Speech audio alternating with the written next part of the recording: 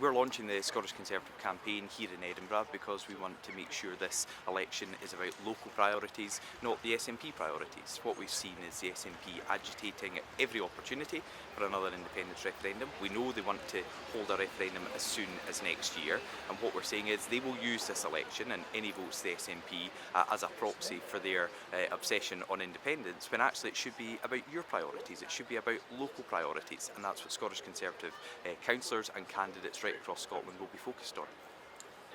Does it not seem inevitable then that this will become kind of a referendum on a referendum, this election campaign, that, you know, the issue of independence will dominate? Well, that's because the SNP want that to be the case. They want that to be the focus because they want to separate Scotland from the rest of the UK. They will take all the votes for their candidates and say that's a mandate for independence, when actually people are voting at this election for local services, for bin collections, for improved litter pickups in streets across the country, to fill up the potholes that have been left unmanaged for so long. So these are the issues that really need the focus, that people can see day in, day out is affecting their local communities, not the SNP's priority for another independence referendum.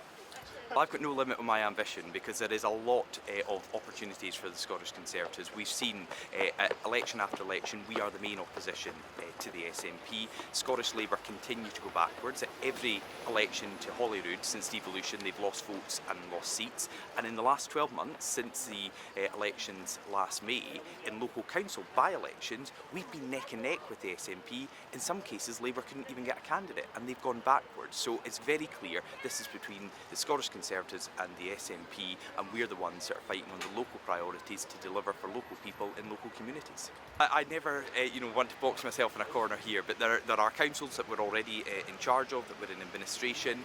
Look at Aberdeen, for example, where my MSP colleague now was council leader, Scottish Conservatives leading that council and part of the leadership team. Best council anywhere in the United Kingdom. That's what you get with a Scottish Conservative council. Well, I think what we've seen here is the Scottish Conservatives that are really challenging this administration, and look at what the administration is. SNP and Labour. Labour in coalition with the SNP here in the capital, like they are in half a dozen councils right across Scotland. They're not standing up to the SNP, they're not providing that opposition or that alternative. Only the Scottish Conservatives are.